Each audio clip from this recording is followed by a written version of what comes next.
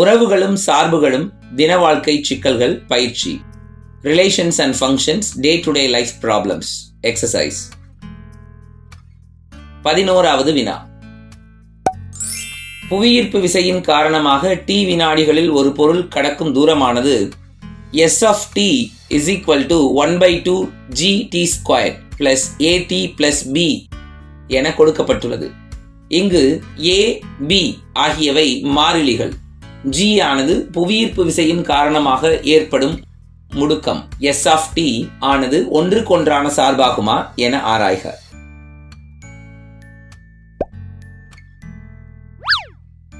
வினாவை புரிதல், சார்பை வரையறுத்தல், மதிப்பை பிரதியிடல், பரவளையம் படம் வரைதல், மதிப்புகளை சரிபார்த்தல், விடை பகர்தல். கொடுக்கப்பட்ட சமன்பாடு s of t is equal to 1/2 gt² plus at plus b. குறிப்பு: ஒரு பொருளின் புவியீர்ப்பு விசையின் காரணமாக கடந்து செல்லும் பாதை இருபடி சார்பாக அமையும். இது ஒன்றுக்கொன்றான சார்பு அல்ல. நிறுவ வேண்டியது: s of t இது ஒன்றுக்கொன்றான சார்பா என ஆராய்தல். இருபடி சார்புன்னு வந்துருச்சுனாலே அது பரவளையம் தான். பரவளையம் அப்படின்னு சொன்னா அது ஒன்றுக்கொன்றான சார்பா இருக்க முடியவே முடியாது. அதனாலதான் இங்க இருபடி சார்பு கிடைச்சிருக்கு. இது ஒன்றுக்கொன்றான சார்பு அல்ல அப்படிங்கறத குறிப்பிலேயே சொல்லிட்டோம். இப்ப அதை நிறுவுறோம். ஒன்றுக்கொன்றான சார்பா என ஆராய போகிறோம். s of t1 is equal to s of t2 அப்படின்னு வச்சுக்கிறோம். அப்ப s of t1 is equal to s of t2 னா 1/2 gt1² plus at1 plus b இடது பக்கமும் 1/2 gt2² plus at2 plus b balance பண்றோம். இதுல வலது பக்கம் இருக்கிறது எல்லாத்தையும் இடது பக்கத்துக்கு கொண்டுட்டு போனா எல்லாமே நெகட்டிவ் ஆகும். So 1/2 gt1² plus at1 plus b minus 1/2 gt2² minus at2 minus b. Minus பியும் பிளஸ் பியும் கேன்சல் ஆயிரும். வலது பக்கத்துல 0 இருக்கு.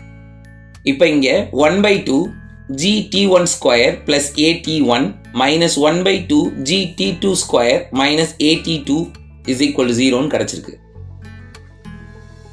இப்ப இதுல 1/2 g காமனா வெளியில எடுத்துட்டோம்னா முதல் மற்றும் மூன்றாவது உறுப்புகள்ல t1² minus t2² உள்ள இருக்கும். இரண்டாவது மற்றும் நான்காவது உறுப்புகள்ல a காமனா எடுத்துட்டோம்னா t1 minus t2 உள்ள இருக்கும். இந்த முதல் பிராக்கெட்ல இருக்கிற t1² minus t2² t1 minus t2 into t1 plus t2 னு பிரிச்சுக்கலாம்.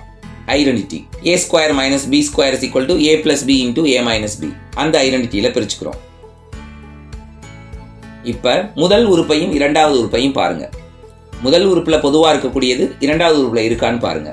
t1 minus t2 இருக்கு. அதை வெளியில எடுத்துட்டோம்னா நாம இப்ப மொத்தமா எழுத போறோம் 1/2 g into t1 plus t2 plus இரண்டாவது உறுப்புல இருந்து a which is equal to 0. இதை இரண்டு காரணிகளா எழுதலாம். முதல் காரணி t1 minus t2, இரண்டாவது காரணி 1/2 g t1 plus t2 plus a. இப்ப முதல் காரணியை 0 அப்படின்னு போடுறோம், இரண்டாவது காரணியையும் 0 அப்படின்னு போடுறோம். அப்படி போட்டா இரு காரணிகளிலும் t1 t2 மாறிகள் உள்ளதால் ஒன்றை பூஜ்ஜியத்திற்கு சமப்படுத்தி மற்றொன்றை பூஜ்ஜியமாக்க முடியாது. சரிங்களா? இப்ப இங்க t1 minus t2 equal to 0 போட்டோம்னா t1 is equal to t2 கிடைக்கும். இரண்டாவது part 1/2 g t1 plus t2 plus a is equal to 0. இத நம்ம பேலன்ஸ் பண்றோம்னா a அந்த பக்கம் போச்சுன்னா minus a, 1/2 அந்த பக்கம் அனுப்பணும்னா into 2. So g into t1 plus t2 is equal to minus 2a கிடைச்சது. இப்ப gt1 plus gt2 is equal to minus 2a. gt1 எனக்கு வேணும்னா minus 2a minus gt2. t1 தான் எனக்கு வேணும்னா minus 2a minus gt2 divided by g. இதுதான் t1 t2 கான மதிப்புகள்.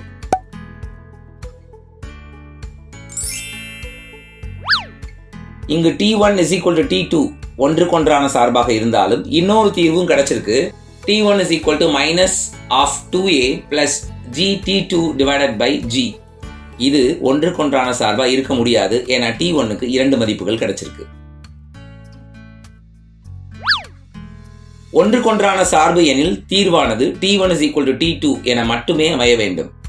இங்கே t1க்கு இன்னொரு மதிப்பு -2a -gt2/g என்ற தீர்வை எக்காரணமுமின்றி சுலபமாக நீக்க முடியாது. மேலும் மாறிலி a, b மிகை குறை என எந்த வரையறைக்குள்ளேயும் கொடுக்கப்படவில்லை. t ஆனது காலம் குறை எண்ணில் வரவே வராது. எனவே வளைவரை y அச்சுக்கு இடதுபுறம் அமையாது. ஆனால் y இன் வலதுபுறம் L1, L2, L3 என பல பரவளையம் அமைக்க வழிகள் உள்ளது. புரிஞ்சுக்கிட்டீங்களா?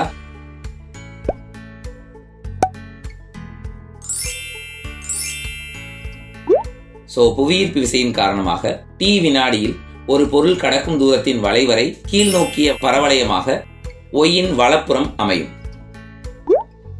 இதற்கு கிடைமட்ட கோடு வரைந்தால் L1, L2வில் இரு புள்ளிகள் வெட்டும். எனவே ஒன்றுக்கொன்றான சார்பல்ல. மாறிலியை பொறுத்து வளைவரை L3 வடிவிலும் அமையும். மேலும் L3யில் கிடைமட்ட கோடு ஒரு புள்ளியில் மட்டும் வெட்டுவதற்கு வாய்ப்பும் உள்ளது.